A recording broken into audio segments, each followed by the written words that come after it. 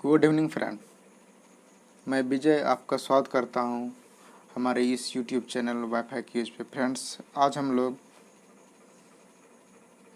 समान अध्ययन की एक श्रृंखला स्टार्ट कर रहे हैं जिसमें से 25 क्वेश्चन होगा। ये 25 क्वेश्चन जो है ये history, geography, polity, economics, environment, science and statics से संबंधित होगी। इसमें जो है जैसे कि state PCS exam, CDPO, SI, SSC, railway, teacher इत्यादि एग्ज़ामों के लिए बहुत ही इम्पोर्टेंट ये साबित हो सकती है। और इसी श्रृंखला का जो ये है सेट 1, ठीक है। चलते हैं सेट की ओर फ्रेंड्स।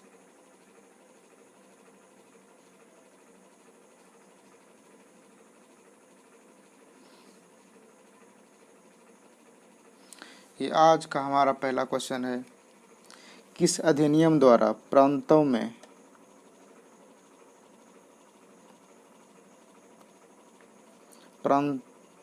विधान परिषद की स्थापना की गई?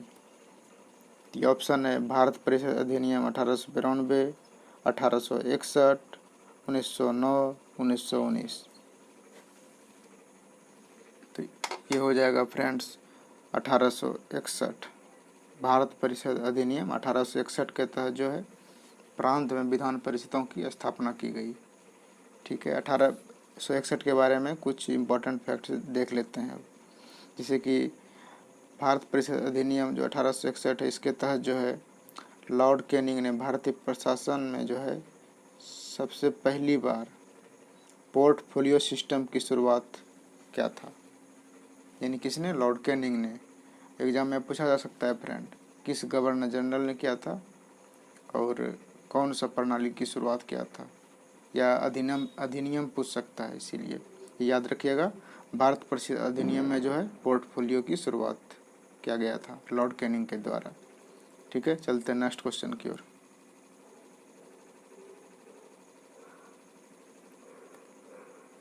ये आज का हमारा ये दूसरा क्वेश्चन है। इसमें कह रहा है लोक हितवादी के नाम से कौन जाना जाता है? तो ऑप्शन है गोपाल हरि देशमुख, गोपाल कृष्ण गोखले, गोपाल गणेश अगरकर। चौथा ऑप्शन है नन। तो ये हो जाएगा गोपाल हरि देशमुख। इसे जो है लोक हितवादी के नाम से जाना जाता था। अब थोड़ा इनके बारे में जान लेते हैं। जैसे इनका जन्म जो है 1823 में हुआ था और इनकी मृत्यु 1892 में। ये जो महाराष्ट्र के एक समाज सुधारक के साथ साथ एक न्यायाधीश भी थे और इन्होंने एक पत्रिका लिखता था जिसका नाम था प्रभाकर। ये एक साप्ताहिक पत्रिका था, ये याद रखिएगा फ्रेंड। ये एग्जाम में पूछा जा सकता है कि प्रभाकर नामक साप्ताहिक पत्रिका जो है किस व्यक्ति द्वारा लिखा जाता था, ठीक है। चलते हैं नेक्स्ट क्वेश्चन की ओर। तीसरा नंबर है पूरब की ओर देखो, लुक ईस्ट पॉलिसी की नीति कौन से प्रधानमंत्री ने शुरू किया?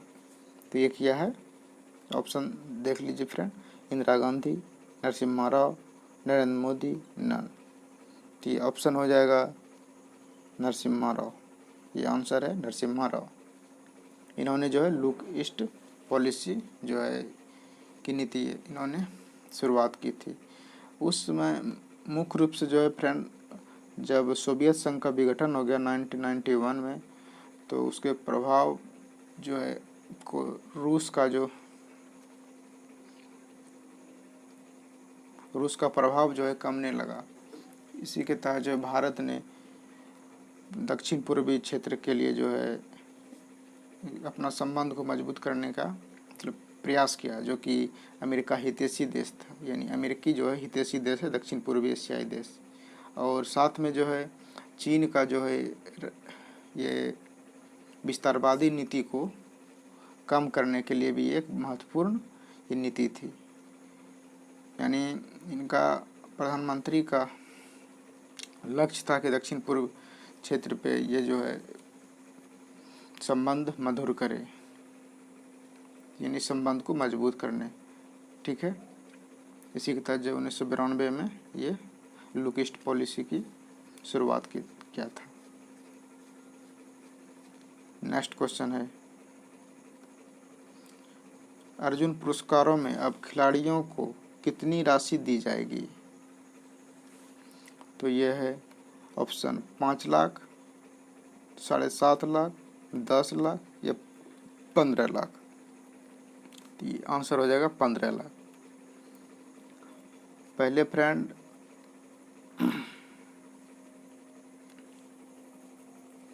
ये राशि 5 लाख दिया जाता था, अब जो है इसे बढ़ाकर 15 लाख कर दिया गया है। अर्जुन पुरस्कार जो है सरकार द्वारा खेल के क्षेत्र में जो है दिया जाता है उत्कृष्ट प्रदर्शन के लिए, और इसकी शुरुआत जो है 1961 में हुआ था। यानी अर्जुन पुरस्कार की शुरुआत 1961 में हुआ था। ठीक, पहले 5 लाख राशि था, अब ये 15 लाख राशि है। नेक्स्ट क्वेश्चन है, सबसे पहले टीका किसने विकसित किया? टीका, पहला ऑप्शन है Louis Pasteur, Thomas Martin, Edward Jenner और नन। इसका आंसर हो जाएगा फ्रेंड एडवर्ड जेनर। इन्होंने जो है सबसे पहले चेचक का टीका विकसित किया था।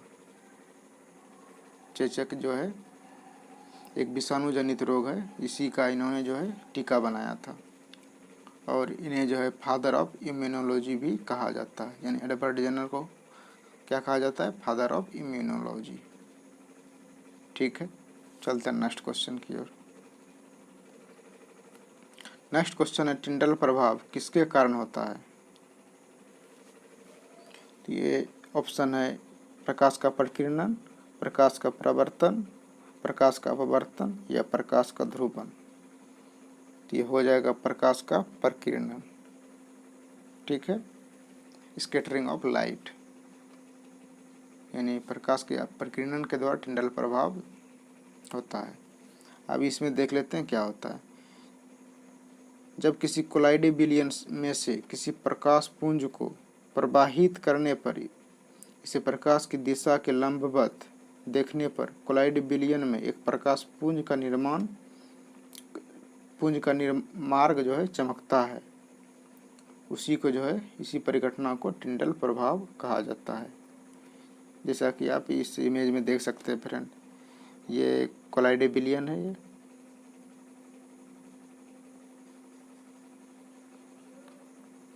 ये कोलाइडी बिलियन है ग्लास में, ये कोलाइडी बिलियन है का सॉल्यूशन है, और ये लाइट है।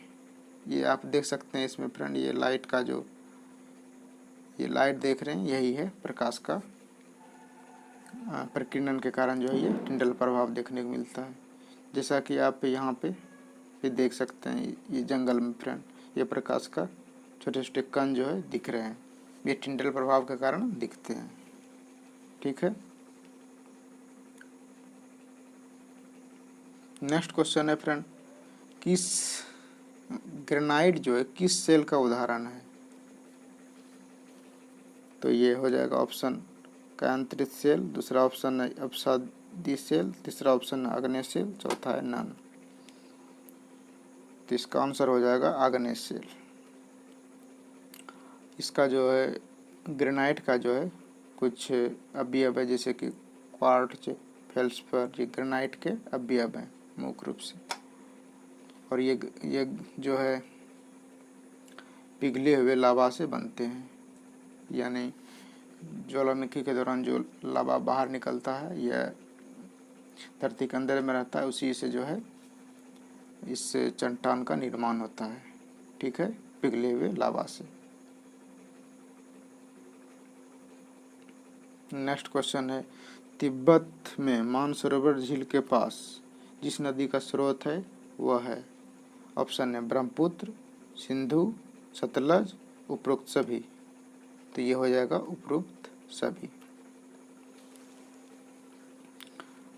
क्योंकि ये सभी का जो है इस मानसरोवर के मतलब यानी मानसरोवर के आसपास ही यह सभी नदी का जो है उद्गम स्थल है।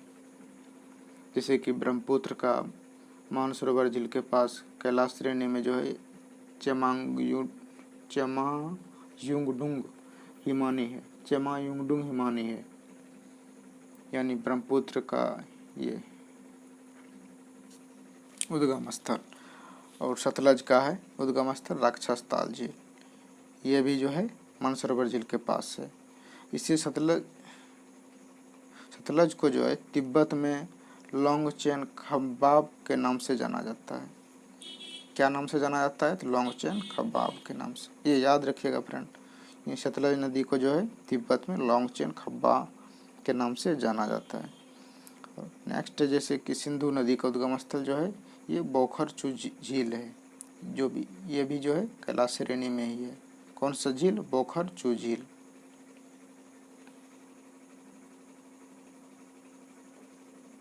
और सिंधु नदी को जो तिब्बत में सिंगे खब्बान या शेरमुख कहा जाता है।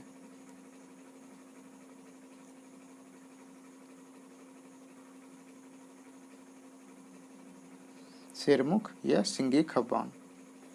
ठीक है, चलते हैं नेक्स्ट क्वेश्चन की ओर।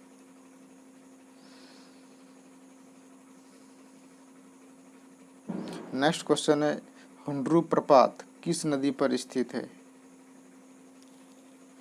ऑप्शन है इंद्रावती, कावेरी, स्वर्णरेखा, सिंधु। तो ये हो जाएगा कौन सा नदी फ्रेंड? स्वर्णरेखा। ये हुंड्रू प्रपात जो है झारखंड की राजधानी रांची के पास स्वर्णरेखा नदी पर है। स्वर्णरेखा नदी की लंबाई कितनी है? तो ये 475 किलोमीटर है। ये जो झारखंड, उड़ीसा, पश्चिम बंगाल होते हुए बंगाल की खाड़ी में गिरती है। ठीक है,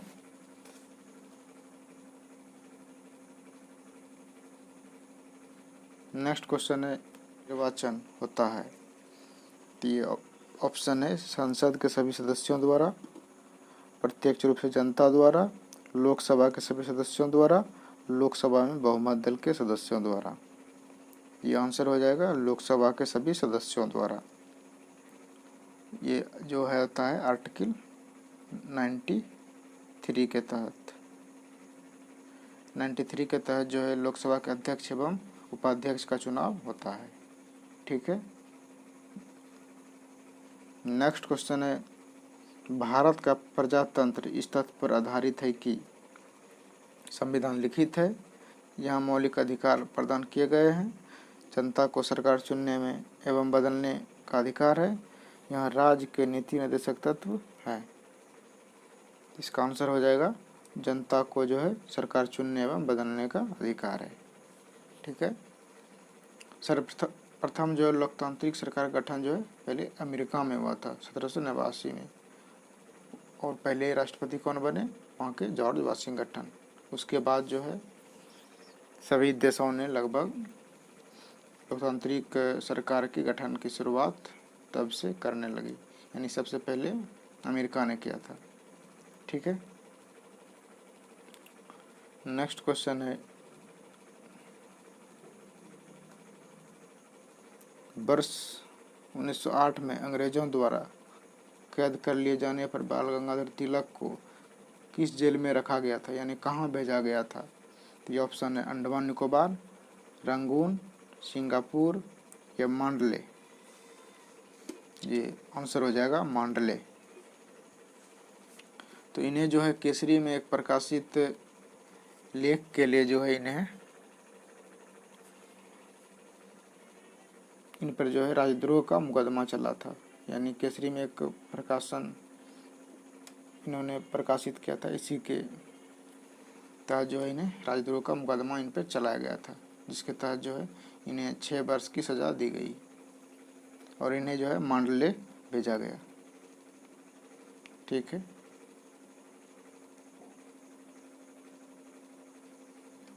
नेक्स्ट क्वेश्चन है अतिचालक का लक्षण है उच्च पारगम्यता, शून्य पारगम्यता, पारगम्यता, नन।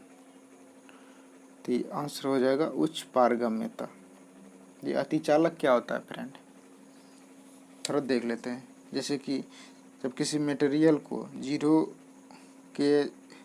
0 डिग्री के तक ठंडा किया जाता है तो उसका प्रतिरोध जो है शून्य हो जाता है। प्रदर्शित करता है। इस गुण को ही अति चालकता कहते हैं।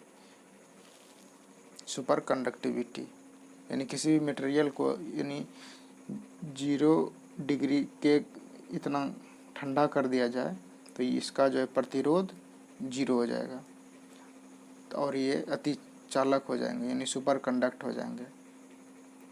इनमें कोई प्रतिरोध नहीं रहेगा। किसी भी मटेरियल को मुख्य रूप से तांबा वगैरह जो चीज़ का ताड़ बनता है ये इलेक्ट्रिक वाले उसी को जो है। ठीक है। नेक्स्ट क्वेश्चन है शिवाजी ने कितनी बार सूरत को लूटा? 2 बार, 3 बार, 1 बार, 4 बार। ये हो जाएगा 2 बार। इन्होंने जो है 2 बार सूरत को लूटा था। छत्रपति शिवाजी का जो है जन्म 1627 में हुआ था और इनकी मृत्यु जो है 1680 में। इन्होंने जो पहले सूरत को 1664 में लूटा, उसके बाद दूसरी बार 1670 में। ठीक है। नेक्स्ट क्वेश्चन है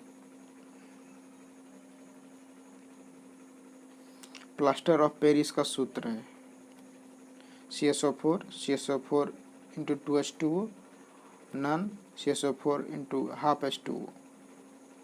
ये हो जाएगा CSO4 × ½ H2O यानी जिप्सम को ये है ये जो है CSO4 × 2H2O ये क्या है? जिप्सम है।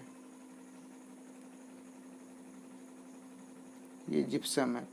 इसको हम यदि इसको हम इसमें हीट डालते हैं तो ये जो है इससे जो है यानी 1/1/2 जल जो है इससे निकल जाता है और ये बन जाता है प्लास्टर ऑफ पेरिस। ये है प्लास्टर ऑफ पेरिस। यानी जिप्सम में यदि हम हीट देंगे तो क्या बनेगा? CSO4 × ½ H2O यानी प्लास्टर ऑफ पेरिस।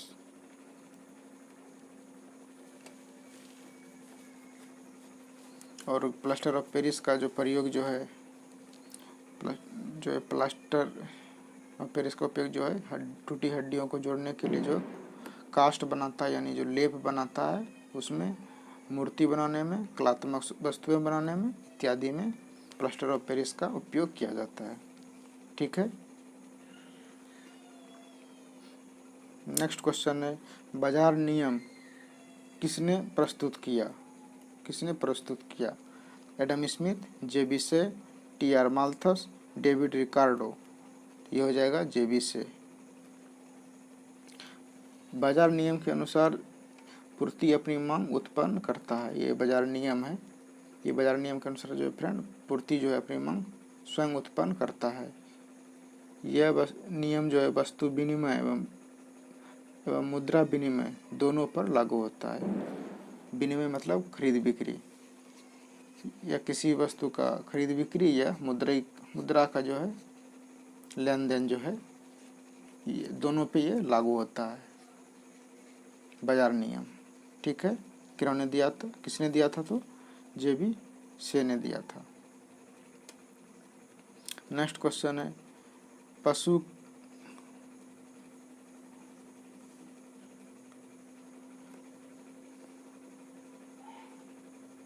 यहाँ पे मिसप्रिंट हो गया फ्रेंड, ये गाँव नहीं होगा, यहाँ पे होगा पशु के मुंह में जो खुरपा एवं पका रोग होता है ये किस कारण से होता है? यानी किसके कारण फुट एंड माउथ रोग होता है पशुओं में? विषाणु, प्रोटोजोआ, बैक्टीरिया, कवक। ये जो हो जाएगा विषाणु यानी वायरस के कारण जो है पशुओं में खुरपा एवं मुंह पका रोग होता है। ये खुरपा और मुंह पका रोग जो है दुधारू पशुओं में जो है ये मुख्य रूप से होता है, जैसे कि गाय, भैंस, बकरी, सुअर और जो है हिरन इत्यादि में इत्यादि पशुओं में जो है ये फुट एंड माउथ रोग होता है। नेक्स्ट क्वेश्चन है एक बैडमिंटन कोर्ट की लंबाई कितनी होती है? तो इसकी लंबाई कितनी है? 85 फुट, 44 फुट, 25 फुट, 50 फुट। तो इसका आंसर हो जाएगा 44 फुट। यानी ये इसकी जो ये लंबाई है ये 44 फुट है और इसकी चौड़ाई जो है ये 20 फुट है। और इस नेट जो है, ये नेट आप देख सकते हैं, ये नेट जो लगा हुआ है, इस नेट का जो ऊंचाई जो है 5 फीट यानी 5 फीट। ठीक है। नेक्स्ट क्वेश्चन है, प्रत्येक वर्ष किस तारीख को विश्व शिक्षक दिवस मनाया जाता है? 5 अक्टूबर, 5 सितंबर, 15 सितंबर और 10 सितंबर। ये हो जाएगा 5 अक्टूबर। ठीक है, 5 अक्टूबर को विश्व शिक्षक दिवस मनाया जाता है। इस शिक्षक दिवस जो है यूनेस्को जो है 1994 से मना रहा है। ये जो है समाज में शिक्षकों के प्रति सहयोग को बढ़ावा दिया जाए और बढ़ावा देने और शिक्षक की जो जिम्मेदारियों को एहसास कराने के लिए जो है ये 5 अक्टूबर को विश्व शिक्षक दिवस मनाया जाता है। भारत में जो है सर्वपल्ली राधाकृष्णन के जन्म पर जो है 5 सितंबर को शिक्षक दिवस मनाया जाता है। सर्वपल्ली राधाकृष्णन का जो जन्म जो है 1888 में हुआ था। 1888 5 सितंबर 1888 को हुआ था। इन्हीं के जन्म दिवस पे जो है इंडिया में जो है शिक्षक दिवस मनाया जाता है। ठीक है। नेक्स्ट क्वेश्चन है, एक आवर्धक लेंस में होता है एक सरल क्या होता है? अवतल दर्पण, उत्तल लेंस, उत्तल दर्पण। तो क्या होता है फ्रेंड? ये होता है उत्तल लेंस यानी आवर्धक लेंस यानी मैग्नीफाइंग लेंस। मैग्नीफाइंग लेंस में जो क्या होता है? उत्तल लेंस होता है। किसी वस्तु के वास्तविक आकार को बदले बिना उसकी जो है अपनी वास्तविक आकार से बड़ा दिखना आवर्धन कहलाता है। वस्तु जितनी बड़ी दिखती है उसे आवर्धन कहते हैं। यानी जो है आवर्धन 1 से अधिक है तो इसका अर्थ है वस्तु में जो है वास्तविक आकार से बड़ी दिख रही है। यदि आवर्धन जो है मान 1 से कम है इसका अर्थ है वस्तु अपने वास्तविक आकार से छोटी दिख रही है। यह है आवर्धक लेंस। ठीक है। नेक्स्ट क्वेश्चन है, इंदिरा गांधी आणविक अनुसंधान केंद्र स्थित है महाराष्ट्र, तमिलनाडु, गुजरात, कर्नाटक। ये हो जाएगा तमिलनाडु में। तमिलनाडु में जो है चेन्नई के निकट एक कल्पक्कम जगह है जहाँ पे जो है इंदिरा गांधी परमाणु अनुसंधान केंद्र की स्थापना की गई है। कब? तो फ्रेंड ये 1971 में। ठीक है। नेक्स्ट क्वेश्चन है, भारत के न्यूक्लियर रिएक्टर्स में कौन सा ईंधन प्रयुक्त होता है? Uranium 235, uranium 500, gasohol, uranium 238। ये हो जाएगा आंसर यूरेनियम 238। प्राकृतिक रूप से जो है यूरेनियम 235 का मात्रा जो है बहुत कम होता है यानी केवल 0.711% होता है और शेष जो है 99.284% क्या होता है? यूरेनियम 238। ठीक है। नेक्स्ट क्वेश्चन है, मानव शरीर यानी शुष्क शरीर, मानव का शुष्क शरीर का विद्युत प्रतिरोध का परिमाण की कोटि क्या है?